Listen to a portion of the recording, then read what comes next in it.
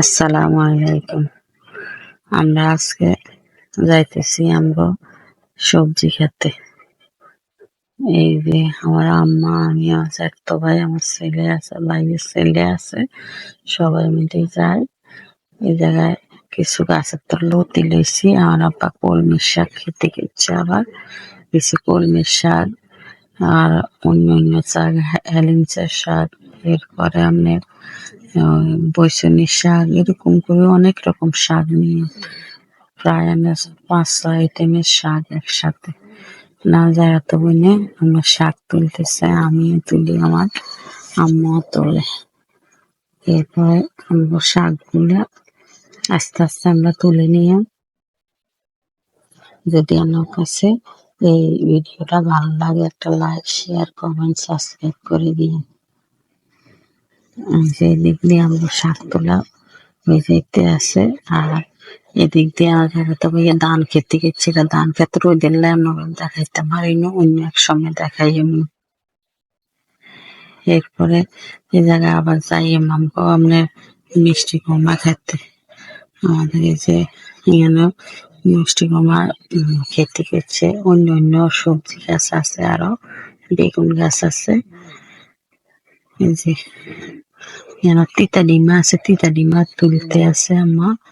এই যে দেখছেন একটা বেগুন গাছে কতগুলা বেগুন তুলে গেছে।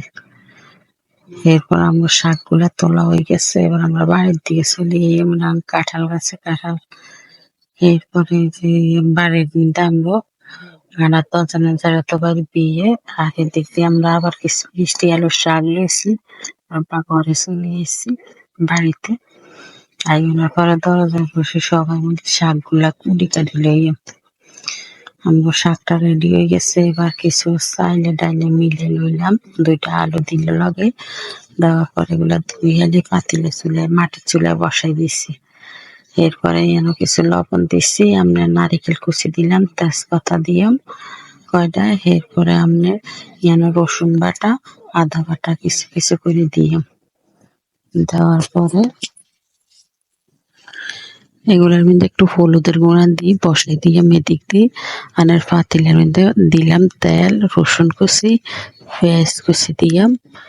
এরপরে দিই, এরপরে এই জায়গার মধ্যে একটু লাড়ি চাড়ি একটু লবণ দিয়ে দিলাম পরিমাণ মতো।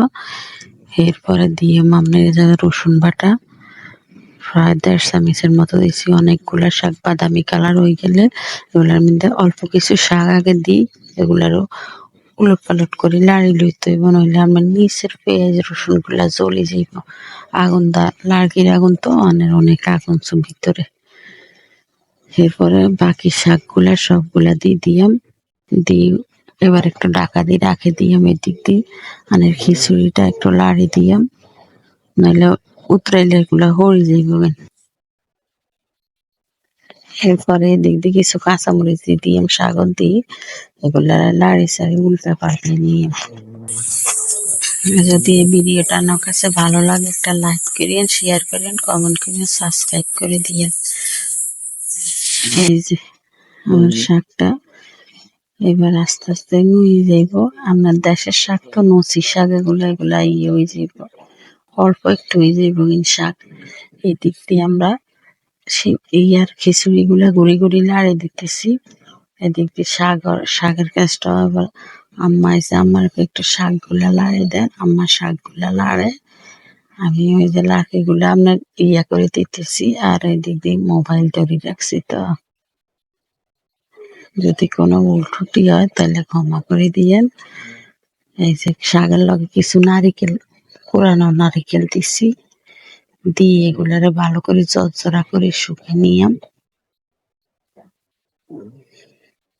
এরপরে এদিক দিয়ে একটা কড়াই বসাই দিছি, কিছু রসুন কুচি পেঁয়াজ কুচি দিয়ে এগুলার বাদামি কালার করি। এবার খিচুড়ির লগে ডালে দিছি, কিছু ধনিয়া পাতা দিই, এগুলা বলক আইলে উডা হালাই। এবার উডা হালাইছি। এই যে আমার খিচুড়ি আর শাক ভাজা, আজকের খাওয়াটা কিন্তু সেই হয়েছে। আসসালামু আলাইকুম।